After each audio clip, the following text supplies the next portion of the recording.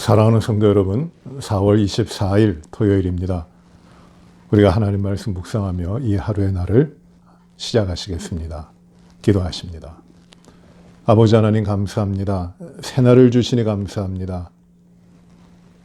지난 일주일의 모든 삶을 주님이 인도하시고 함께 하시며 주님의 뜻 가운데 주님의 기쁨으로 주님 안에서 살아오게 하여 주시니 감사합니다. 아버지 하나님, 이 토요일 아침 저희가 또 주님의 말씀을 들고 주님의 말씀을 깊이 깨달으며 그 말씀대로 주님의 기뻐하시는 삶을 살아가고자 합니다. 주여, 저희들에게 또 듣는 귀를 주시고 깨닫는 마음을 주시고 주의 뜻대로 주님 말씀하시는 바대로 살아가도록 축복하여 주시고 인도하여 주시옵소서. 예수님 이름으로 기도하옵나이다. 아멘. 하나님 말씀은 출애굽기 9장 1절부터 12절의 말씀입니다. 출애굽기 9장 1절부터 12절까지의 말씀입니다. 여호와께서 모세에게 이르시되 바로에게 들어가서 그에게 이르라. 히브리 사람의 하나님 여호와께서 말씀하시기를 내 백성을 보내라. 그들이 나를 섬길 것이니라. 내가 만일 보내기를 거절하고 억지로 잡아두면 여호와의 손이 들에 있는 내 가축 말과 나귀와 낙타와 소와 양에게 더하리니 심한 돌림병이 있을 것이며 여호와가 이스라엘의 가축과 애굽의 가축을 구별하리니 이스라엘 자손에게 속한 것은 하나도 죽지 아니하리라 하셨다 하라 하시고 여호와께서 기한을 정하여 이르시되 여호와가 내일 이 땅에서 이 일을 행하리라 하시더니 이튿날에 여호와께서 이 일을 행하시니 애굽의 모든 가축은 죽었으나 이스라엘 자손의 가축은 하나도 죽지 아니한지라. 바로가 사람을 보내어 본즉 이스라엘의 가축은 하나도 죽지 아니하였더라. 그러나 바로의 마음이 완강하여 백성을 보내지 아니하니라. 여호와께서 모세와 아론에게 이르시되 너희는 화덕에 제 두 웅큼을 가지고 모세가 바로의 목전에서 하늘을 향하여 날리라. 그 재가 애굽 온 땅에 티끌이 되어 애굽 온 땅의 사람과 짐승에게 붙어서 악성 종기가 생기리라. 그들이 화덕의 재를 가지고 바로 앞에 서서 모세가 하늘을 향하여 날리니 사람과 짐승에게 붙어 악성 종기가 생기고 요술사들도 악성 종기로 말미암아 모세 앞에 서지 못하니 악성 종기가 요술사들로부터 애굽 모든 사람에게 생겼음이라. 그러나 여호와께서 바로의 마음을 완악하게 하셨으니 그들의 말을 듣지 아니하였으니 여호와께서 모세에게 말씀하심과 같더라. 아멘. 하나님 말씀입니다. 오늘 말씀은 하나님께서 애굽에 내리신 10가지 재앙 가운데 5번째 재앙, 6번째 재앙, 2재앙에 대한 말씀입니다. 첫 번째 재앙이 피의 재앙이었고 2번째 재앙이 개구리 재앙입니다. 그리고 3번째 재앙이 이로 말미암아 일어나는 재앙이고 그리고 4번째 재앙이 바로 파리 재앙입니다. 이 재앙의 모든 것들은 하나의 자연 현상을 통하여 일어나는 자연물을 통해 일어나는 것이라고도 생각이 되지만 하나님께서는 애굽을 다스리고 있던 우상들, 애굽 사람들이 쫓아 섬기던 우상들을 하나씩 깨뜨리시고 그들이 의지하는 신들은 다 헛것이다. 그리고 여호와 하나님, 비록 지금 종된 히브리 사람들의 하나님이시지만 이 여호와 하나님이 오직 여호와 하나님만이 참된 하나님이시다라는 것을 나타내 보이시고 모든 사람이 알게 하시도록 하시는 것입니다. 이 나일강은 이스라엘 백성들에게, 애굽 백성들에게 매우 중요한 자리였습니다. 생명의 근원이 되는 곳입니다. 그 나일강에서 살아나는 것입니다. 거기서 문명이 발달한 것입니다. 그런데 그 강이 이제 생명의 젖줄이 아니라 피가 돼서 죽어갑니다. 또 모든 물에서 개구리들이 올라옵니다. 개구리는 나일강의 신이라고 믿어졌던 헤케트라고 하는 것입니다. 출애굽의 영화를 보면은 그 우상들 가운데 이렇게 대에 매달아서 들고 다니는 우상들이 있는데 모양은 몸은 사람과 같지만 얼굴, 두상은 개구리와 같이 되어 있는 것이 있습니다. 이것이 바로 개구리 우상, 헤케트라고 하는 것입니다. 풍요를 주고 많은 것을 보장해주는 삶을 넉넉하게 해주는 그런 신이라고 믿어졌습니다. 애굽에서 매우 중요한 신입니다. 이 신이 이제는 애굽 사람들을 위하는 것이 아니라 이제 재앙을 가져오는 그런 개구리들이 됐습니다. 세 번째 이도 마찬가지입니다. 그 애굽 백성들이 따르던 여러 신들 가운데 하나, 땅으로부터 나는 신들입니다. 땅으로부터 흙을 취하여 거기서 이가 되는데 이 땅에 대한 신들입니다.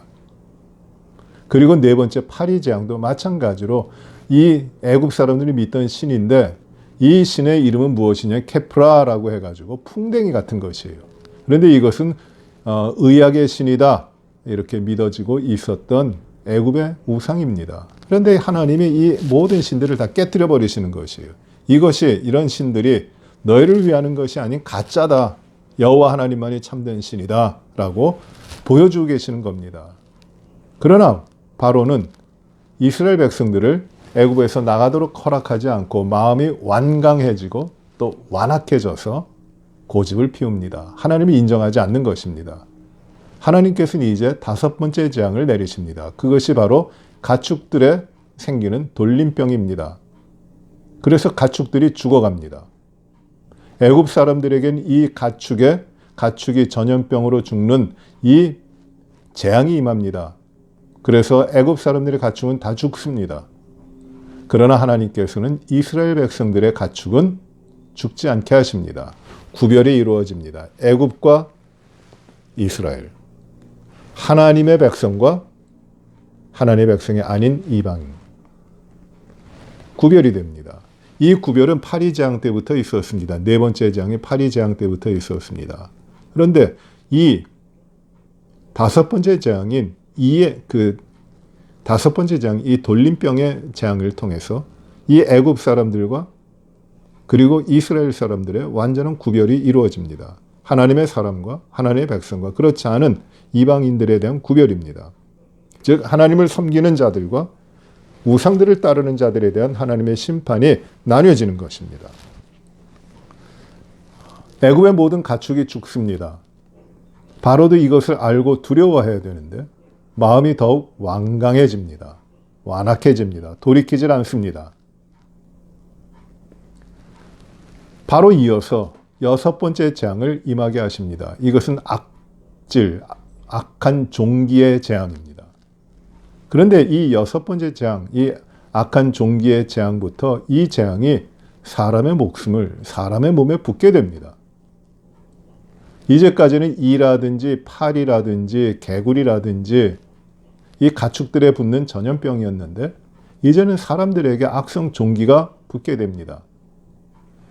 하나님께서 모세 아론에게 화덕에서 재를 취해서 날리라고 하십니다. 바로 앞에서 날리라고 하십니다. 그 재가 이제 티끌이 돼서 애굽 사람과 모든 사람들, 모든 가축에 붙어서 악한 종기가 됩니다. 애굽의 요술사들에게도 그 종기가 나서 그들로부터 모든 애굽 사람들에게 퍼지게 됩니다. 무서운 질병입니다. 이제 사람들의 목숨이 하나님의 재앙으로 말미암아 죽게 되는 심판입니다. 그러나 바로는 여전히 마음을 돌이키지 않고 하나님을 불순종하고 완강합니다. 완악합니다. 이스라엘 백성들을 보내질 않습니다. 하나님의 뜻을 무시합니다. 하나님과 대적하고 있는 것이에요. 이 재앙을 통해서 재앙이 이제 첫 번째부터 10번째까지 쭉 진행되는데 하나님이 이스라엘 백성들을 이끌어 가시는 과정이기도 하지만 이 재앙이 계속되는 이유는 무엇이냐면 이 애굽 사람들 그리고 바로 애굽의 왕인 바로가 하나님을 조금 더 인정하지 않는 완악함 때문입니다. 어떤 때는 순간적으로 너무 어렵기 때문에 하나님을 경배하라고 허락하고 하나님의 뜻을 찾는 것 같기도 하고 자기를 위하여 여호와 하나님께 기도해 달라고도 부탁을 하지만 일순간적이고 여전히 하나님을 거역하며 하나님을 인정하지 않으며 하나님 앞에 배반하며 그리고 완악하여져서, 완악하다는 말은 무겁다는 뜻이에요. 마음이 어떠한 것도, 하나님의 어떠한 마음도 들어가지 못하도록 완전히 자기를 닫고 있는 것이고 완전히 하나님을 배척하는 것입니다. 거부하는 것입니다. 이게 완악한 것이에요. 바로가 하나님의 이 재앙을 보고 하나님을 알고 하나님 외에 다른 신이 없음을 알고 어떤 다른 신도 하나님과 비교될 수 없음을 알고 그 하나님 앞에 나아갔다면 이 재앙은 없어요. 하나님의 뜻에 순종했다면, 하나님을 발견했다면 이제 더 이상의 재앙은 없는 것입니다. 그러나 바로는 결코 그렇지 않습니다. 그의 마음이 변하지 않아요. 이 모든 것이 하나님께서 하신 것처럼 말씀을 기록합니다.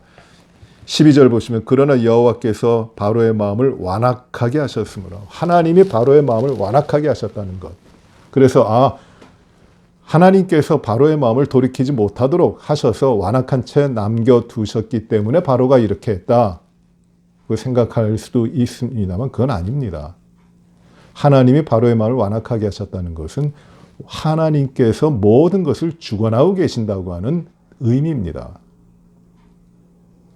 하나님께서 바로에게 거부하도록, 하나님을 부정하도록 그 마음을 주셔서 어찌됐든 바로는 그런 심판의 길, 재앙의 길로 갈 수밖에 없었다는 그런 뜻이 아니라 하나님께서는 바로가 거역하고 있음에도 불구하고 그 모든 것을 관장하시고 모든 것을 이끌어 가시는 하나님이시라는 것을 말씀하고 있는 겁니다.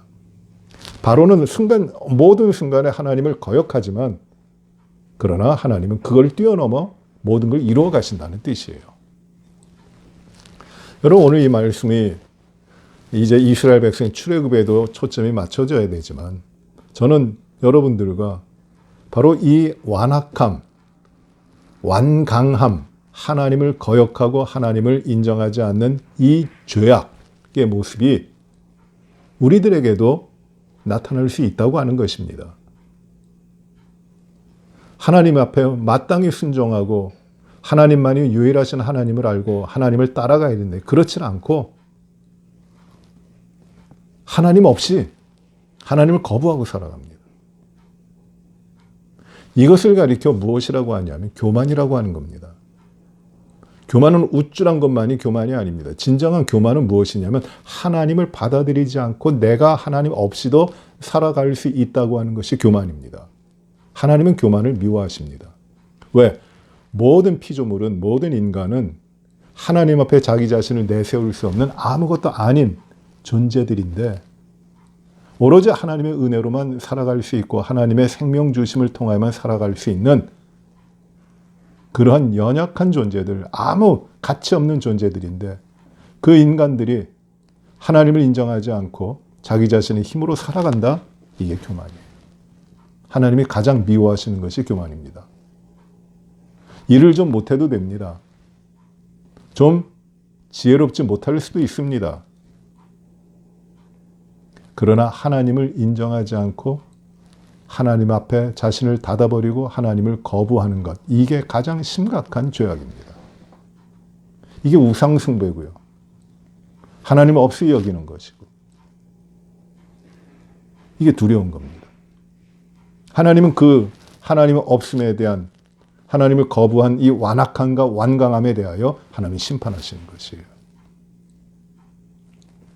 하나님은 교만에 대해서 반드시 심판하시고 하나님 앞에 겸손한 자를 높이십니다.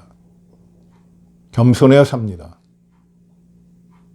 오늘날도 우리에게 하나님이 찾으시는 것은 바로 이것입니다.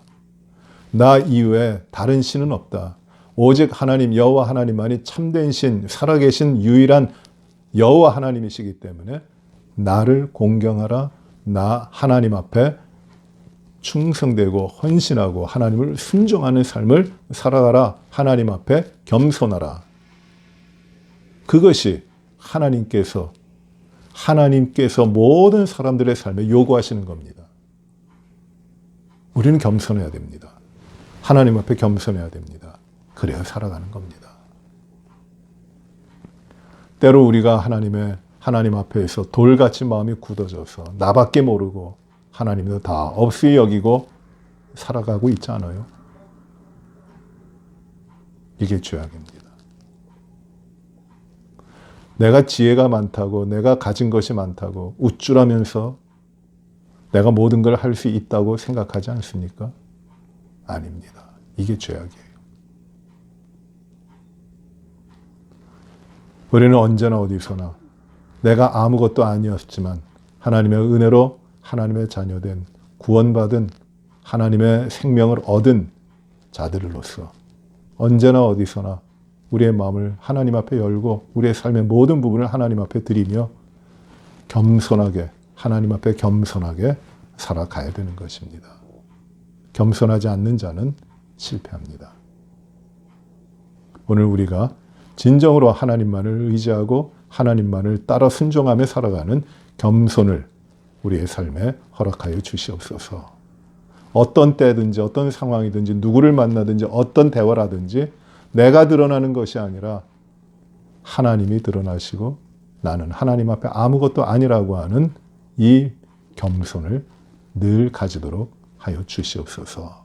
이것이 우리의 기도가 되고 오늘 우리들의 삶에 반드시 이루어 나갈 삶의 목적이 되시기를 바랍니다. 기도하시겠습니다. 은혜로우신 아버지 하나님 감사합니다. 귀한 말씀을 저희들에게 주셨습니다. 저희가 하나님 한 분 이외에 어떤 것도 바라고 의지하지 않는 진실로 하나님만을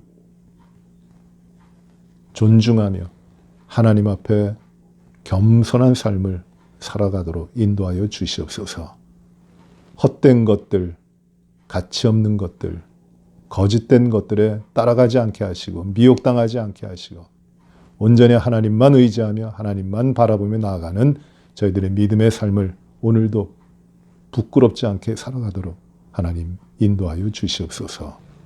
온 성도들이 이 바른 믿음으로 하나님 앞에 겸손한 삶, 우리의 모든 삶의 영역과 만남과 관계 가운데 오직 하나님만이 드러나게 하시고 하나님이 기뻐하시는 것을 이루어갈 수 있도록 인도하여 주옵소서. 아버지 하나님, 우리 성도들 그 모든 삶을 지켜주시고 하나님의 권능의 손으로 붙드시고 모든 어려움과 환난을 이기고 두려움과 또 이 세상에 대한 조바심 없이 모든 것을 이기며 살아갈 수 있도록 하나님 인도하여 주시옵소서. 건강의 어려움을 겪고 있는 우리 지체들에게도 주여 강건함을 허락하시고 늘 주님을 향하여 나가도록 인도하여 주시옵소서. 특별히 양희숙 집사님 시동생이 심각하게 건강의 어려움이 있습니다. 호흡을 주시고 아버지 하나님 생명의 근원 되신 주님이 그 모든 삶을 하나님 지키시며 주님이 이루시는 기적 같은 치유의 능력이 역사하도록 하나님 인도하여 주시옵소서. 아버지 하나님 또 사랑하는 부모님을 먼저 주님의 품으로 보낸 우리 이민률 성도님 임계숙 집사님에게 하나님의 나라에 대한 큰 위로로 채워주시길 기도합니다. 또 사랑하는 동생을 먼저 주님의 품으로 보내고 안타까워하고 있는 우리 조재영 집사님, 조미영 집사님의 가정도 하나님이 크신 위로 주시고 주님 도와주시기를 간절히 바라옵고 하늘의 위로와 영생의 축복이 그 가정에 넘치게 하여 주시옵소서. 주님 부지런히 살게 하시고 또 깨어 기도하게 하시며 우리의 가정과 자녀들의 모든 삶을 위하여 기도하게 하시고 우리에게 맡겨주신 사명을 이루도록 저희가 간절히 주님 앞에 구하게 하여 주옵소서. 핍박받고 어려움을 당하고 있는 세상의 여러 민족과 백성들을 하나님 위로하시고 그들에게 평화를 주시고 그들이 주의 형상으로 살아가는데 하나님 아름다운 조화와 관용 그리고 함께하는 삶이 이루어지게 하여 주시옵소서. 아버지 하나님 코로나 바이러스로 인해서 많은 것이 어려운 가운데 있습니다. 아버지 하나님 모든 성도들에게 힘을 주시고 이 어려운 때에 오직 주님을 의지하면서 주님이 주시는 풍성한 은혜 가운데 힘있게 살아가도록 인도하여 주시옵소서. 특별히 우리의 자녀들 가운데 함께 하시고 우리 자녀들이 믿음 가운데 주님과 깊은 교제 나누며 주님의 말씀을 좇아 주의 인격으로 주님 앞에 바르게 세워지고 자라나도록 그리하여 주님의 크신 쓰임받는 일꾼들이 될 수 있도록 축복하여 주옵소서. 내일 거룩한 주일이 주님 앞에 온전히 드려지기를 간절히 바라옵고 예수님 이름으로 기도하옵나이다. 아멘. 하늘에 계신 우리 아버지여, 이름이 거룩히 여김을 받으시오며 나라의 마옵시며 뜻이 하늘에서 이루어진 것 같이 땅에서도 이루어지이다. 오늘날 우리에게 일용할 양식을 주옵시고 우리가 우리에게 죄 지은 자를 사하여 준 것 같이 우리의 죄를 사하여 주옵시고 우리를 시험에 들게 하지 마옵시며 다만 악에서 구하옵소서. 대개 나라와 권세와 영광의 아버지께 영원히 싸움나이다. 아멘.